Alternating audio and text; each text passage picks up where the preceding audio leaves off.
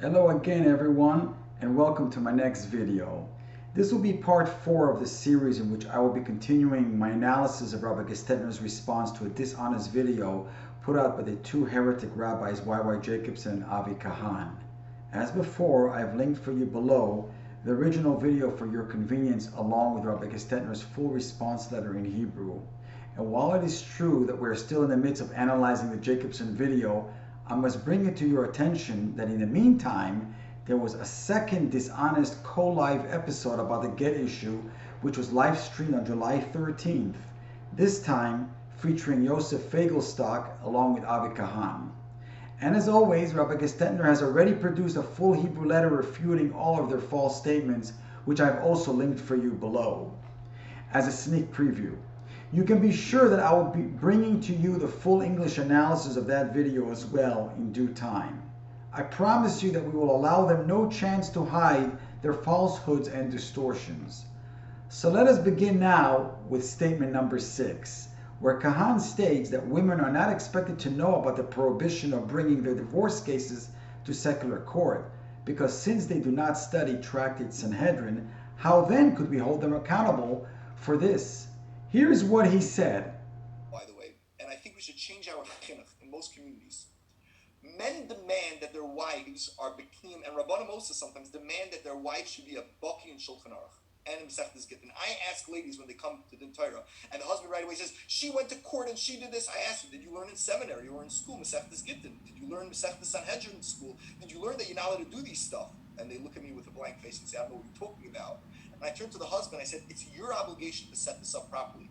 It's your obligation to get her to go to Beis Din. It's not your obligation to sit in the back and smoke a cigar and say, wait, I have the get. Set up everything perfect for me that I want to give the get, which is the modern day concept. In 2021, most men say, I have the get, set up everything perfect. Child custody, I don't have to battle. I always have the get. I had a guy who came last week for Din Torah and told me, whatever I rule, he's going to take out of the lady's husband and not give the get. That's not the game. The game is not to sit back and say, you learned Chodesh Mishpat, lady, and if you make one mistake, I'm going to hold it over your head for the rest of your life. The man is the one who went to yeshiva. The man is the one who's a learned person. The man is the one who's going to shul. It's his obligation to take that whole Torah that he's learning and figure out how to make peace. Rabbi Gestetner's response to this lie is that this statement can be refuted in 3 ways. The first one is that Kahan is using a straw man argument, which is a device used by a wily debater when he wants to distract the listener into getting away from the main issue. The straw man in this case, the Talmudic Tractate Sanhedrin, is being used by Kahan to demonstrate why the women who do not learn Talmud cannot be held accountable for the ignorance of Jewish divorce law, since they lack specialized knowledge of it. The reason this argument is false is because every single person, boy and girl, already know about the prohibition of using the secular courts in divorce, because they learned it as children from Rashi in the Chumash in the beginning of Parshas Mishpatim. Because of this, any woman can be held accountable even without the specialized knowledge of complicated Talmudical tractates or Choshen Mishpat. The poskim were never lenient when it comes to someone who litigates their case in civil court and who then claims that they were not aware that doing so was prohibited. Ignorance of the law does not make one exempt from the law, as any driver who was ever pulled over by a policeman knows. Otherwise, anyone would plead ignorance in order to avoid all penalties. And the rule of the Torah is Adam muad le'olam, which means that a man or woman is always held accountable for their actions. The truth of the matter is that when women use the civil courts, they are not using them out of ignorance of the halacha. They are using them with the full knowledge that the fake and corrupt Beis Din, as in bias, B-I-A-S, yes, you heard me right, Beis Din, such as Kahan's own Beis Din in New City, New York, will simply look the other way and never hold them accountable. And instead of prosecuting the woman for her violations of halacha, he persecutes the husband instead and forces him to give the get, despite the fact that the woman is left with the stolen monies that she gained from her civil court litigations. There's an expression in the Gemara which says that when a person has a problem in their home of a mouse that is stealing food, the real problem isn't the mouse itself, but rather the mouse hole is the thief. Meaning to say, if you simply plug up the mouse hole, the mouse problem will go away. Similarly, the problem here lies not so much with the women themselves, but with the hole in the wall bias dins who are enabling all of the women's abuses.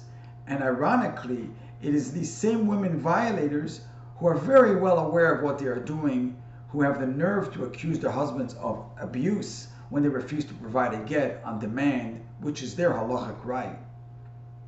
Secondly, even if we were to assume that the women are telling the truth about their not knowing the prohibition of using the secular courts, that fact would not relieve them of responsibility for any financial damage which they have caused, because while indeed there exists a Torah concept known as oines rachmana patre, which means that Hashem does not declare someone guilty of something that is beyond their control, conversely, there does not exist such a concept as oines rachmana chayve, and therefore the man cannot and should not be made to bear the brunt of the damages that this woman inadvertently caused.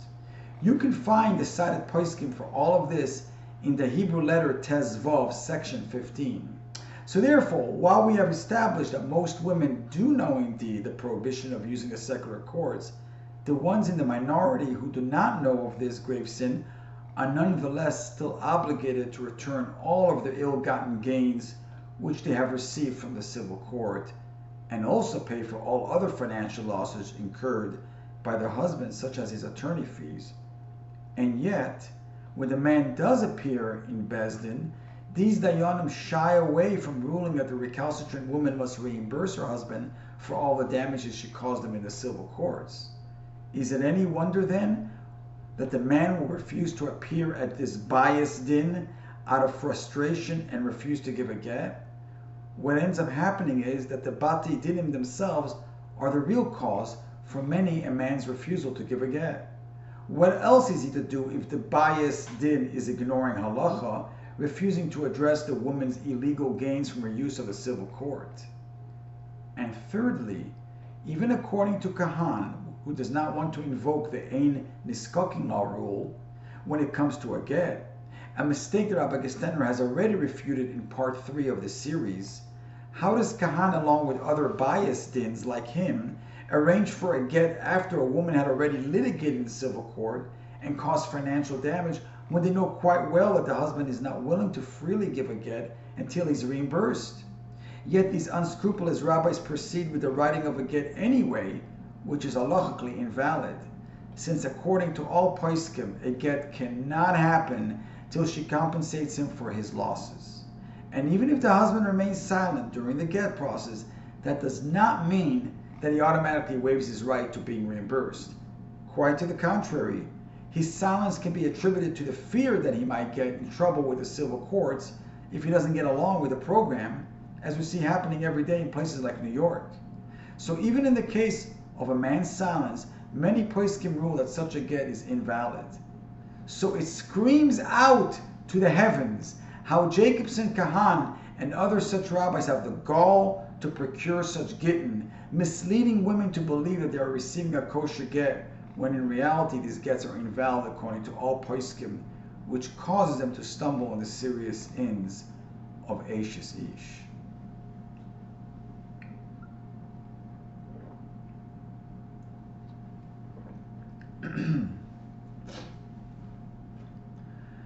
We move on now to statement number 7. Kahan states in the video that when the husband fails to show up to Bezdin, there is an opinion that we can listen to her statement that she has given by herself and accept testimony that she made in civil court, which was given under the threat of perjury, as it is likely true testimony since she would be afraid to lie. Here is what he had to say. Your husband's not showing up.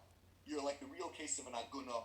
Your husband disappeared. In our eyes, in the Bezdin's eyes, he disappeared. We don't know where he is. He's not showing up. And therefore, just like a regular aguna case, we'll hear the story without the husband because the husband's not there. So too in this case, we'll hear the story without the husband. The only thing is, regular, we accept testimony from a lady, and we believe what she's saying is because she's saying it in front of her husband. And there are halachas, laws of a lady's embarrassed to lie of her husband, or there are many different halachas that we believe you because you're not contradicted by your opponent, by your spouse. In this case, you have a whole other burden of proof of how you have to find out what's true or what's not true. And there are many ways to do it. For example, you could take court documents where the lady said certain testimony in court where you know she was under the threat of perjury, and you could use that as testimony in the bezdin because you believe that testimony because you know she would have not lied, she didn't want to go to jail. Rabbi Gestetner's response to that is that only a Dayan Sheker like Kahan would be capable of making such a ridiculous statement. A woman has absolutely no fear of lying because anyway, all of her false statements will be presented for her to the civil court judge by her sneaky lawyer. And 98% of orders of protection requested by women are frivolous, yet most New York judges have gone along with the women and granted them these fake orders anyway, and no one has ever seen a single woman who filed a false order of protection get locked up in prison for it. It simply never happens. So how is it that feminist Kahan is not embarrassed to say that a woman is believed in bezdin when she appears alone without her husband, bringing along with her the false statements that she already made in civil court? The halacha states just the opposite, that she's not believed even when appearing together with her husband at a bezdin, when she already made accusations against him elsewhere. This law is quoted in the Ramah in section 154, paragraph 7, and several other poskim, including the Mordechai, who state that today we no longer have this chazaka that a woman is believed when it comes to matters between her and her husband. This is because the women today are considered audacious or chatzufis, and therefore we do not believe them even when the husband is present, and certainly not when she testifies on her own. Now bear in mind that these rabbis spoke 700 years ago, so just imagine for yourselves how much more so this maxim must be true today in the age of radical feminism. So how does Kahan have the audacity to not only ignore the halacha of Ein Niskokin law, but also allows her false civil court statements to be accepted at his Beyehuda? In Kahan's twisted feminist anti-Torah mind, allowing a woman to violate halacha and go to civil court to rob her husband of his halachic rights, and then demand a get from him that will be forced upon him from the Beyehuda, is just par for the course. Well, it is exactly this kind of blatant miscarriage of justice that our rabbis in Tractate Shabbos 139a were referring to 2,000 years ago, when they stated that corrupt dayanim bring about worldwide tragedies such as the pandemic we still find ourselves in. And now, we move on to statement number 8. At approximately the 1 hour mark in the video, our old friend YY Jacobson talks about a case where a man doesn't want to give a get or attend to a bezdin because he wants shalom bayis. Listen to what he has to say. To get away with not responding 5 years, 10 years, 30 years, 40 years, I don't have to respond. Not my problem. I want peace. a man told me, says, Rabbi Jacobson, I want shalom bayis. I'm not responding. This is wonderful. What are you? You can abuse and abuse and abuse and say, I want shalom bayis. And therefore, I don't have to respond. Torah says different options how to respond. But what do you mean not to respond? What if there's a serious crisis here? Somebody wants a real divorce. Somebody does not want to be with you. There has to be closure. Rabbi Gestetner's response to this is that our rabbis have stated that people who are not well versed in the laws of divorce, such as Jacobson, should not get themselves involved in these matters, for they will surely stumble headlong into the serious sins of Eshes Ish and Mamzerim. Jacobson, a man who is totally ignorant of these halachas, already admits elsewhere in this video that he's not an authority in matters of divorce. Rabbi Gestetner therefore advises Jacobson to go back to what he does best, telling stories and parables, and to stop making a fool of himself, discussing matters he knows little about. The poskim have been very clear that a man asking for peace in the home, shalom bayis, is not ever required to give a get, and therefore he can never be coerced into giving one. But Jacobson calling a man who simply wants to keep his marriage intact abusive, he's thereby also sullying the name of the holy poskim of hundreds of years ago who affirmed the man's right in this matter, therefore placing Jacobson squarely in the category of an apikaris. The fact is that when you see a man refusing to appear at a Beyehuda or even to answer its summons, is because he knows that the bias din will coerce him into issuing a get no matter what, even when the halacha does not require it. Worse, bias dins force the man to sign an arbitration agreement or shtar berurin, which then allows the dayanim to rule as they please, even outside the parameters of halacha. Many of these corrupt agreements do not even afford the man the right to appeal their faulty rulings. So it is quite understandable why a man would steadfastly refuse to go anywhere near such a bias din. I would add that, not appearing at such a bias din like Avi Kahan's, the man is fulfilling what the Torah says in Parshas Shoftim 16:20, tzedek tzedek tirdof. What is the reason for the repetition of the word tzedek or justice? Rashi states that the first tzedek is to teach us that a Jewish judge should rule fairly and honestly, while the second tzedek is coming to remind us of the paramount importance of seeking out a proper bezdin. So when a man chooses not to show up to a bias din because of its unscrupulous practices, he's actually performing a mitzvah of tzedek tzedek tirdof and of lifnei ivra lo titin michshol. So let me give you an example of unscrupulous behavior by many bias dins. I have already mentioned that the arbitration agreements of many of these bias dins do not afford the man a ruling by halacha, nor the right to appeal their decision. If a man agrees to appear at the bias din, but insists on using another arbitration agreement, like the one I have linked for you below, they will adamantly refuse to use it and also issue the man a seruv for not appearing at their bias din. That seruv is inherently defective, since it contains the lie that he refuses to appear, but it also propagates the great sins of lashon hara and motzi shema on an individual who wants to appear at a bezdin, but is merely asking for a din Torah based on halacha and not somebody's whim. That is his halachic right and the bezdin's obligation. So when you come across a seruv today against a man, you should not automatically believe that it concerns a recalcitrant man. A good case in point is my own case involving Lonna Ralbag, who was offered no less than 4 bezdins to attend, to which she refused all of them. Instead, she chose the civil courts to go to, and yet I still received 2 seruvim, one from her cousin Arya Ralbag and the other from the RCC in California. And while I'm on the subject of my divorce case, I want to make it known to all of you that there have been rumors circulating lately about members of my family who have been appointing themselves to act as my representatives in matters of divorce negotiation.